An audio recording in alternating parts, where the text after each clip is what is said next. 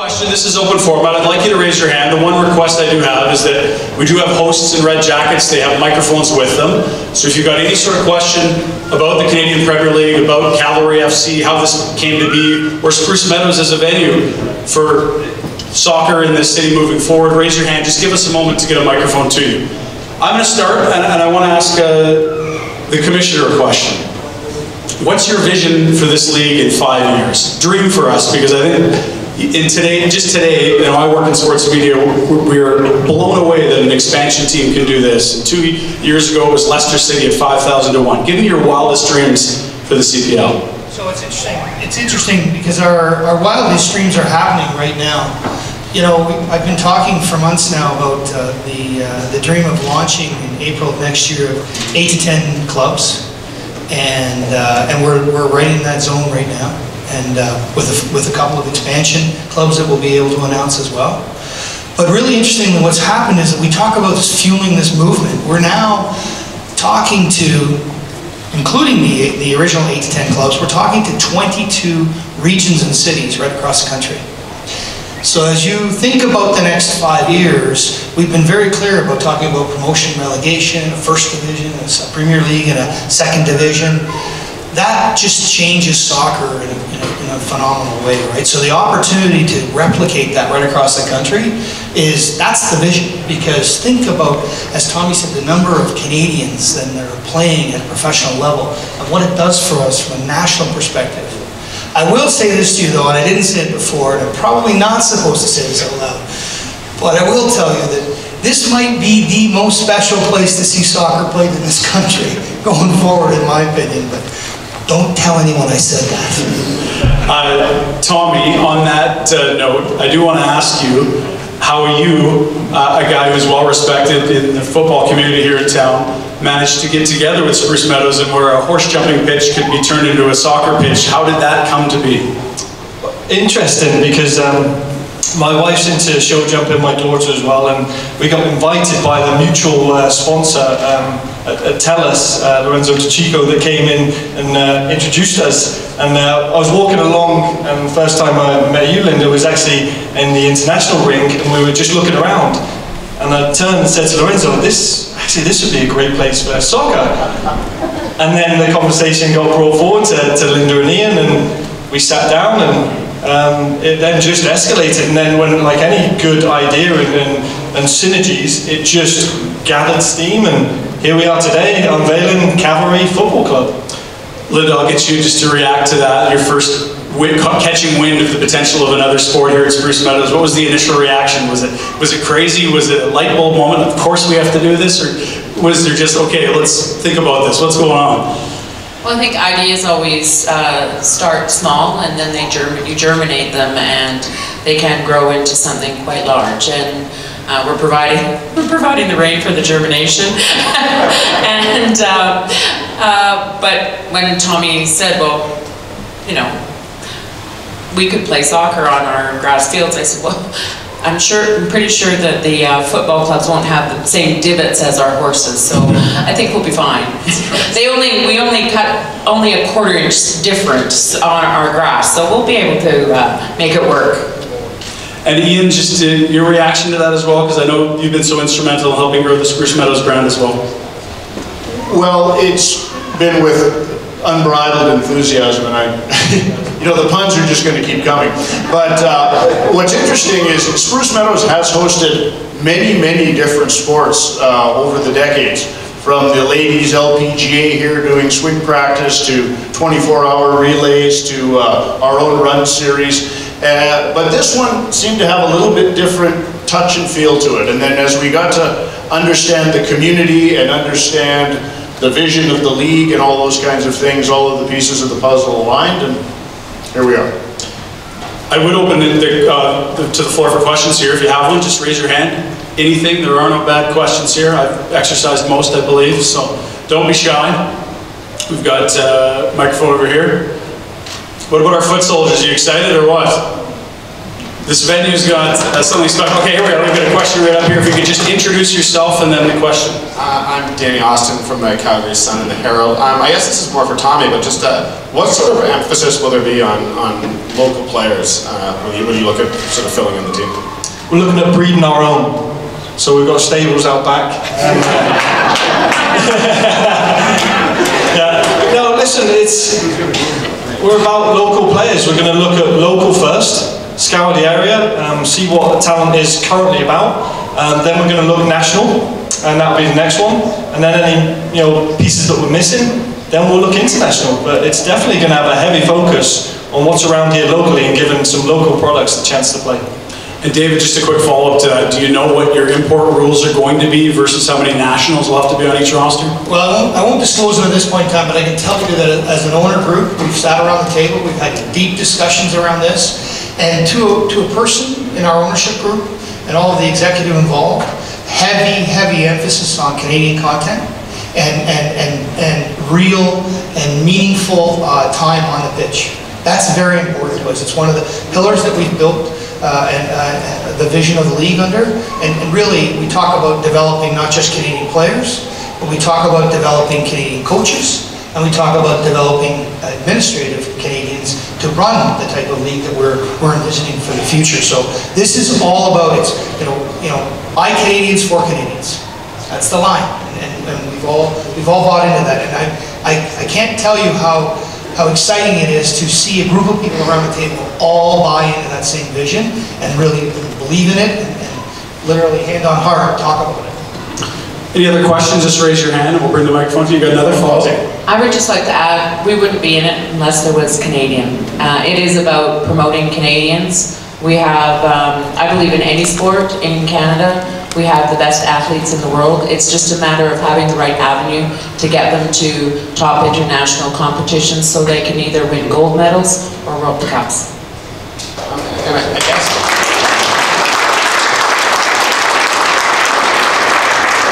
we asked David about sort of the vision for 5 years down the road. Let's say this is just an astonishing success and is selling out every game. I mean, does Bruce Meadows, is it possible that we could see that stadium grow into something even bigger?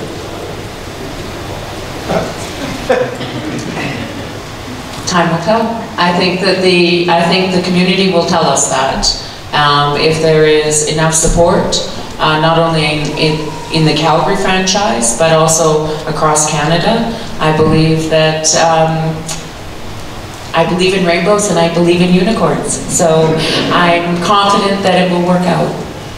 Ian, just to follow up on that, what can you tell us about the venue to start for next spring, or at least moving forward? What will we see in terms of capacity? I know there was a drawing, but not real specifics behind it. Well, and I think when we adjourn in this part of the room, there's a scale drawing that's been unveiled down there, but essentially you're sitting in one of the venues that will support what is now and will continue to be an international show jumping stadium as well, the Meadows on the Green. But it's exquisitely proper for FIFA standards of football, we've learned, other than we're taking the fountains out. Unless that becomes some special nuance for when you score a goal here, Tommy, I'll leave that for you.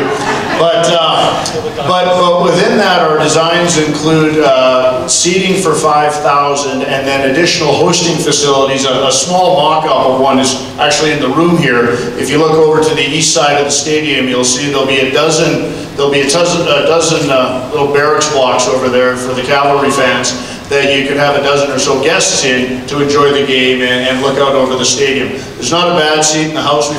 We've had Tommy come in and run around the stadium, and we've gone and sat everywhere, so make sure we can see him, showing us his football skills, and it'll really be a distinctive experience from the march to the match down into the lower plaza with entertainment and food and color and bands and all that type of thing to the game day experience. And there has been some speculation as well, Ryan, about, well, how do we get there?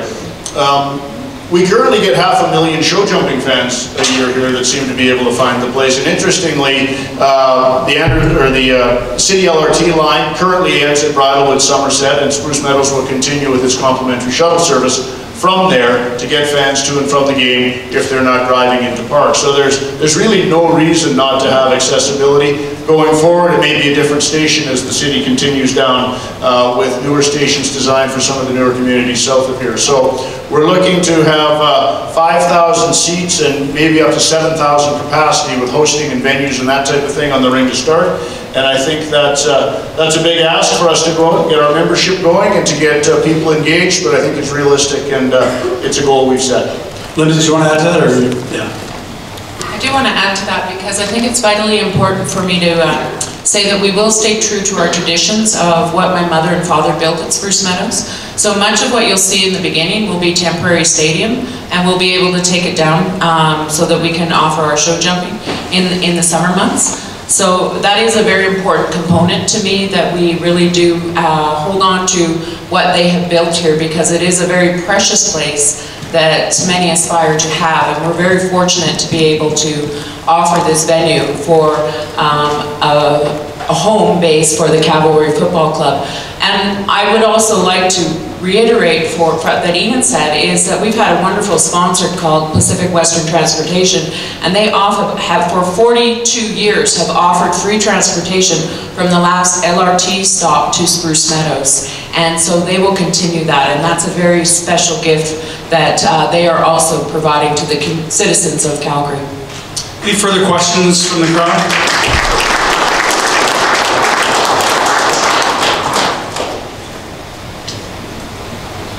You just state your name and the question. It's Stephen Sandor from the11.ca. Tommy, this is more for you. Looking forward to Foothills, the program there, how is that going to fit in with the Cavalry's plans with the Under-23 program? Well, there's already developing a good strategic relationship with it. We all know the foundations of the training facilities, the club structure, and the current PDL program also helps with the development of Canadian players, but I don't think it's just going to be exclusive to Foothills. It's going to be inclusive of the whole Calgary soccer community, but it gives us a good platform to build from initially. So the club will continue? Yeah, it's not folding. So just to follow up, the PDL side, now playing at Okotoks this year, do you see that as a destination or a home for it long term? Well, listen, the premise of our PDL program was always to build a pathway to the pro league, where there was no places for Canadian players to play, and only 5 pro teams at the time across the country. We wanted to create that bridge from the 17-year-old to the 23-year-old, because we found there was a plateau effect. So over the last 4 years, we've had great success of sending players into the professional game. Brad Camden, Sean Melvins have gone back in there, Dylan Powley's over in Sweden. It's created that bridge. We already have that bridge now, so it'll be part of the pathway that we can bring together as we're looking to develop young Canadian players. So it's an important avenue for us. I want to add something that just Tommy touched on there, because we're here celebrating Cavalry FC and we're talking about a franchise for Calgary.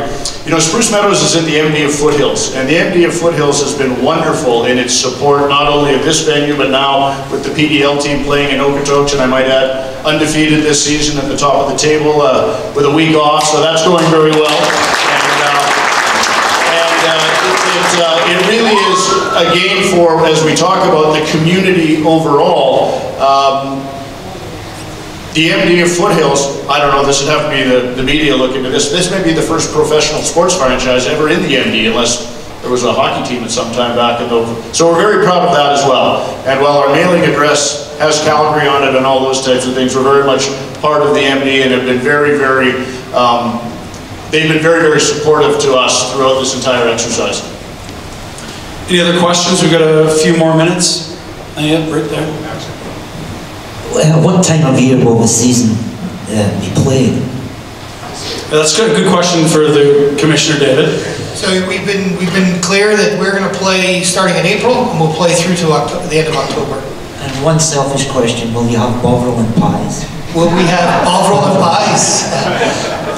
You know I was born outside of Glasgow, right?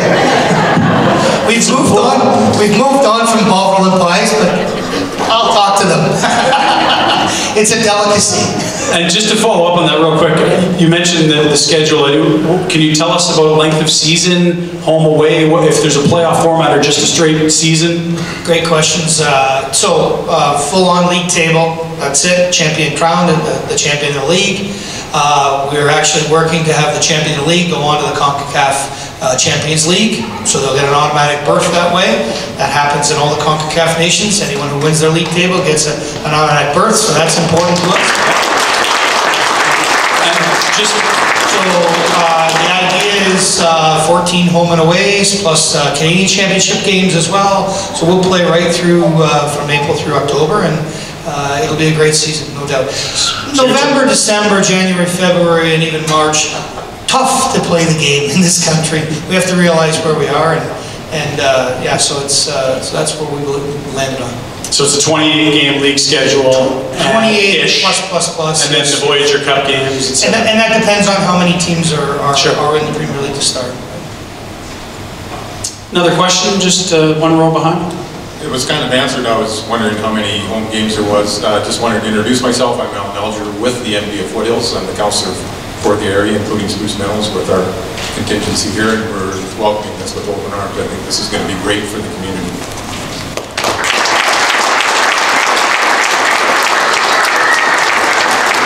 And David, if I may, oh sorry, Linda, go ahead. Just to touch on that, my understanding is, I'm hoping David's going to say yes, there will be blackout times just like in any stadium, that they're, you know, if the Flames have a concert on, they can't be playing a hockey game. So it'll be similar at Spruce Meadows, that there will be certain times when we won't be able to have any home games.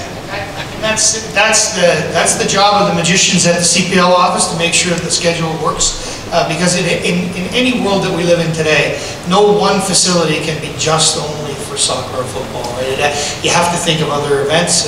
When we talk to municipalities and organizations across the country, that's the first thing that gets talked about. You can't just play only soccer. You'd love to be able to get to that level, but we're not going to be there to start with, and we have to be realistic about what we expect. Any other questions? One right there, thank you. Good afternoon, my name is Jay Ball. I'm from a city, rather large city in northern Alberta, and I haven't heard the question asked yet. Did I hear boo? Booing me? I haven't heard the question asked yet, so I thought I'd ask the question mainly to Tommy and David. Can you explain the importance of regional rivalries across the CPL, coast to coast? What's that going to mean for the league? Possibly, potentially even in Alberta. I don't want to start a fight in here, but I got to be honest with you. You've got some nerve. Going up there. David, you're going to have to talk a little slower. He is meditating. I kid. But there is a lot of speculation about the market. Well, there's a lot of speculation about Edmonton, and I'm glad that there are soldiers here to escort you out of here with your skin intact, Jay. But I will say this, and thank you for the question, because I'm going to let Tommy talk to the rivalry within the province, but I will say we've had a couple of markets, and the two that stand out more than any, but really it's happened in every market, where the supporters have literally demanded a team. And one of them is north of here, and it's north of Red Deer, so it's not Red Deer. But to demand it, I've never seen anything like that. We've seen it in multiple cities, but where it's almost daring us. Don't you dare not give us a team, right? That type of an approach. Kind of an interesting approach when you're trying to woo somebody, is to come at them that way. But it's really magical, and to see that happen is something else. It's something I've never experienced before. So. Any hints on the other market that's demanding this, stomping their feet? Halifax, all right. Not a hint, there's the answer. So if I could touch on that, I think there's, we're going to request a line drawn across Red Deer and ask which side you're on. Is down here, you're with the Cavalry. And up there, you're with our northern neighbours. And I think it's important, you see in all great sports leagues in the world, rivalry is needed. It's what grows the game, it's what grows the fan base, is the bragging rights when you come into work the next day, it's the behind the locker room banter, it's over teammates or ex-teammates, opponents. It drives passion in the fans, and I think Tom Fath had said, it's hard to create a rivalry against Miami or Puerto Rico. So to do it between Calgary and Edmonton, bring it on. All right, I like that. To stay on that note, if I may, Tommy, the culture of this sport does have rivalry in it. It does involve, chanting and singing and, supporter clubs. what does this venue, as a guy that's grown up and lived in the fabric of the sport, what do you imagine and what do you see just involving the culture of soccer or football? Well, I think for me, I came, when I first came to the first hockey games or football games that were here, and unless it was the Saskatchewan Roughriders it's just one stadium in red, or you go to the Flames here, it's one stadium in red there. And I think what this allows us the opportunity, and we just did a mini one against their academy. They brought down a massive following of supporters, and that's what you want. You want to have an away end because it's the hardcore fans that will sing at their loudest. They'll create the songs, it'll be banter back and forth, and the best thing you can say about authentic football fans is it's authentic supporting. They create their own songs, they're not G'd on by a jumbotron or a mascot, it's from within, and that's how the game grows. It has to be from within. And the foot soldiers and the guys from the north, they're doing a great job of that, and that's what's going to make this league survive. And just to add on to that, the MLS, I know the rivalry is so intense and long storied history between Portland, Seattle, Vancouver. There's actually a supporters cup that gets passed around for which fan base has won the most recent match or at least can win the most over the season, correct? Yeah, and we just did it for the PDL and the FC Edmonton Academy. The fans dubbed it the El Clasico, and well, that's a name that stays, and it's a play on the words from Barcelona and Real Madrid, the El Clasico, but using the Al from Alberta, and it's something they created. And I think as football clubs ourselves, we have to listen to our fans, and we did it, and we put on a show, and that's what keeps us coming back for more. Any other final questions for us? We've got one from one of the members of the Foot Soldiers. All right. Wait on both. Both. We're in it to win it. Listen, I come from a very competitive family, competitive sport. There's only one way to play the game, that's to win it. Win every game, win every championship there is possible, and that's how we'll approach everything. That's what I want to hear. All right.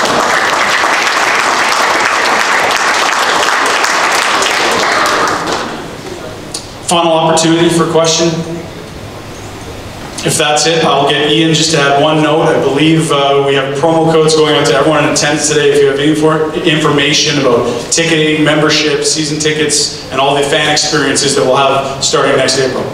Yeah, I would like to thank everybody most sincerely for coming out and helping us launch this, get to the starting blocks. There's a lot of work ahead. As you leave tonight, this afternoon, there's a little memento you can take home, and within that there's some information about memberships and about other things related to the website was up as of 4 o'clock. All of the stuff that the league has been doing, Roy and Brittany and all of their colleagues in Toronto, it really has been a super professional effort to get this launched, and I want to thank you because it wouldn't have been possible without you showing up today and hearing the news, and a good cavalry always needs the foot soldiers, so thanks to you guys as well. Well done.